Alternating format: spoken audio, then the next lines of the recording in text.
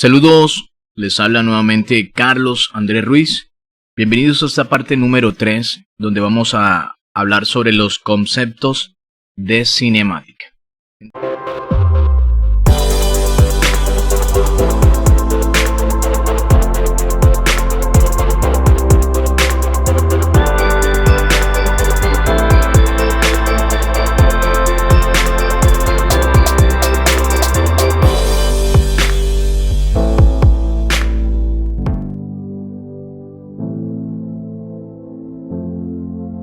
Acuérdense que la mecánica clásica estudia el movimiento desde dos ámbitos, desde sus características y desde sus causas. La cinemática es la encargada de estudiar las características, la dinámica se encarga de estudiar las causas del movimiento. Bueno, pero ¿cuáles son los conceptos fundamentales que vamos a trabajar aquí? Aquí están enlistados: posición, trayectoria, distancia, desplazamiento, tiempo, rapidez, velocidad, aceleración. ¿Listo? Empecemos con la definición de la cinemática. Ya la di. La cinemática es la rama de la física que estudia las características del movimiento. La idea en sí misma es simple, pero la profundidad de su estudio se agudiza cuando meditamos en el concepto de movimiento. Aquí tenemos que definirlo. El movimiento es el cambio de posición de un cuerpo respecto a un sistema de referencia. ¿Esto qué significa? De que el movimiento puede llegar a ser relativo. Alguien cambió de posición, pero ¿respecto a qué o a quién? Aquí ponemos siempre el ejemplo de la persona que va en la buseta. Si usted está en la buseta, ve a los demás pasajeros sentados quietos, reposados sobre sus asientos. Pero para una persona que se encuentra en el andén, usted junto con todas esas personas que usted estaba observando, van a estar en movimiento junto con la buseta, ¿cierto? Junto con el autobús. Así que el concepto de movimiento depende del sistema de referencia, como aparece aquí. Sistema de referencia con el que se está trabajando. Decimos que un cuerpo se ha movido porque un instante dado estaba en un lugar en el espacio y luego se ubicó en otro. Así simplemente decimos que algo se movió. En cuanto a la posición, pero si ya la hemos estado mencionando, es la magnitud que permite identificar la ubicación de un cuerpo dentro de un sistema de referencia. Pongamos el ejemplo de que nosotros hemos estado usando a veces en Google Maps o aún en un mapa mismo. Realmente cuando nosotros vamos a identificar una posición específica dentro del planeta, vamos a ver unas coordenadas. De hecho, los que han trabajado con Google Maps se van a dar cuenta de que cuando seleccionan un punto en específico, un lugar en específico, les va a aparecer en alguna parte de la pantalla unas coordenadas, unos números separados por comas. Entonces, esto no es más que, por ejemplo, tener un plano cartesiano con dos ejes, el eje Y y el eje X, y en ese plano cartesiano pues ir identificando las ubicaciones de los puntos que nosotros deseamos contemplar. Así que la posición es algo muy importante porque nos va a ayudar a definir si en el transcurso del tiempo un lugar va a estar un objeto, un cuerpo va a estar en un lugar específico y luego va a estar en otro, o si va a permanecer en el mismo. Trayectoria, distancia y desplazamiento son conceptos que prefiero explicarlos de manera simultánea para poderlos entender. La trayectoria es la línea que describe un cuerpo durante su movimiento. La distancia es la medida de la distancia recorrida por un cuerpo. Mire, aquí hay un ejemplo de una niña que camina desde el pare hasta la parada del autobús y recorre una distancia, ¿cierto? Recorre una trayectoria. Si esa trayectoria nosotros la medimos con un flexómetro, con una regla, etc., esa medida es la que nosotros le denominamos distancia. Entonces, el desplazamiento ya es algo un poco distinto.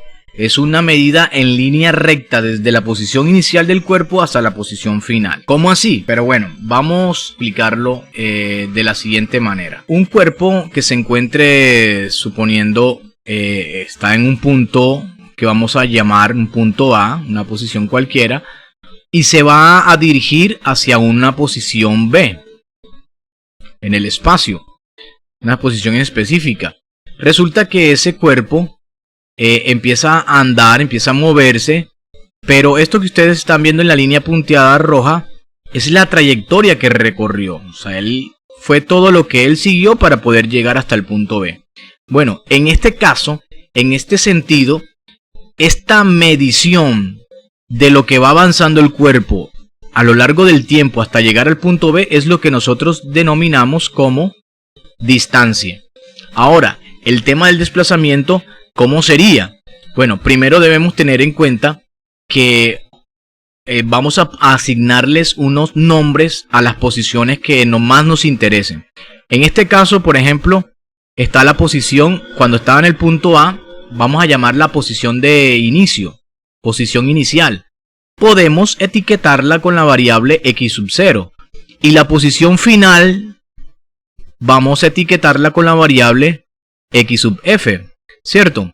Entonces, ahora, eso no significa que en algún momento del tiempo, nosotros podamos hablar de otras posiciones de referencia, como por acá, por ejemplo, y por acá. Entonces, eso significaría que nosotros podíamos nombrar a esas posiciones. Por ejemplo, a esta le podemos llamar x sub 1, tomando la referencia desde la posición inicial, x sub 0, x sub 1, a esta la podemos llamar x sub 2 y a esta la podemos llamar x sub 3. ¿Listo?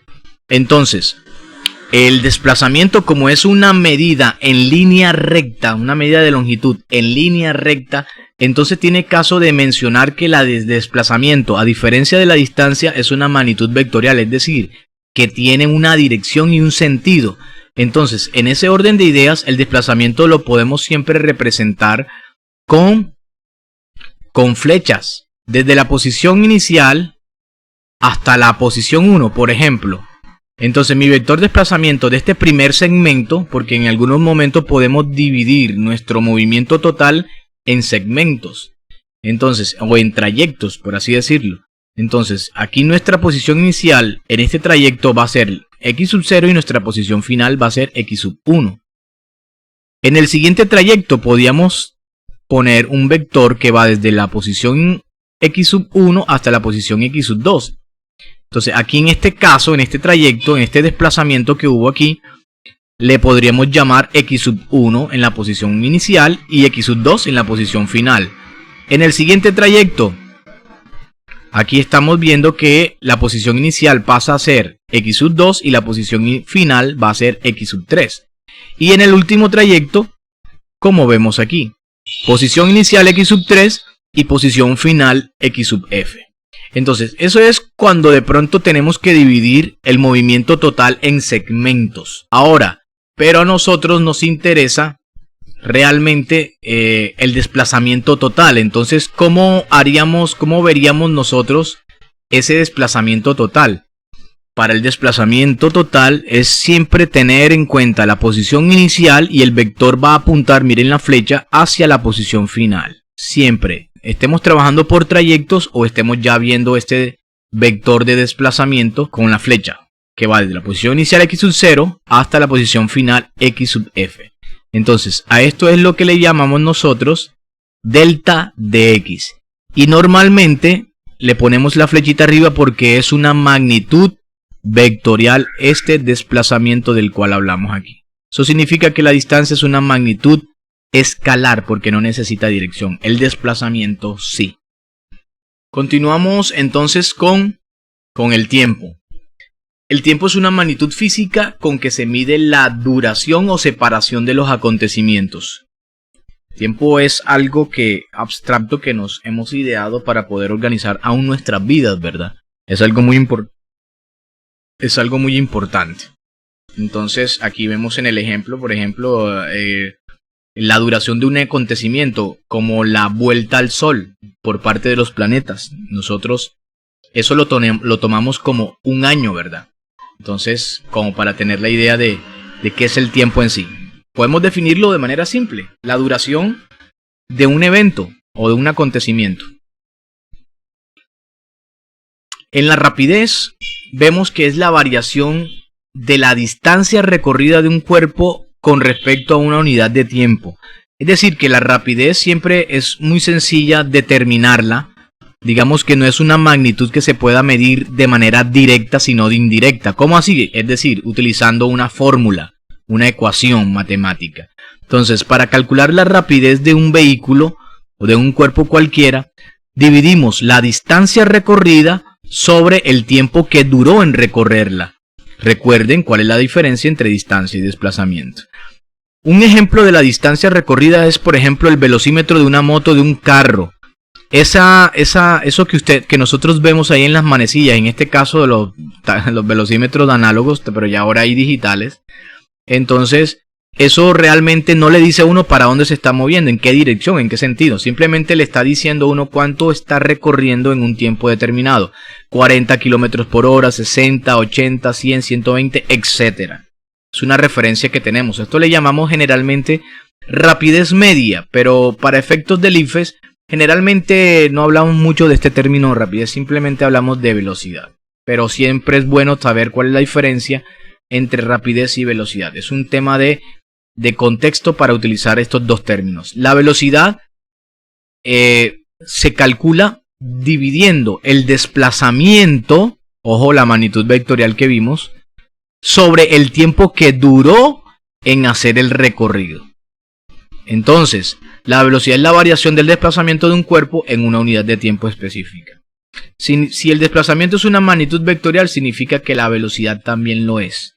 O sea que podemos decir en un radar, por ejemplo, de una torre de control en un aeropuerto, cómo se visualizan los puntos que se representan a las aeronaves que están circundando alrededor del área de influencia de ese aeropuerto. Entonces ellos pueden ver en el radar a esos aviones con un vector, con una flechita donde les va a decir a qué velocidad vienen, además de la altura y eso exactamente, pero también en qué dirección se están desplazando. Es muy importante porque eso ayuda a prevenir quizás colisiones entre aeronaves.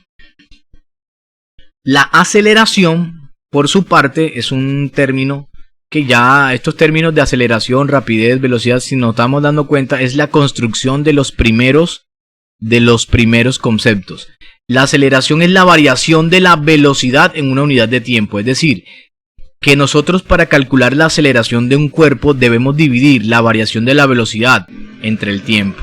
Lo voy a explicar de manera simple. Listo, estamos diciendo entonces que la aceleración es igual a la variación de la velocidad, es decir, al delta de v sobre el tiempo que duró esa variación. Bueno, aquí mencioné la parte esta del delta.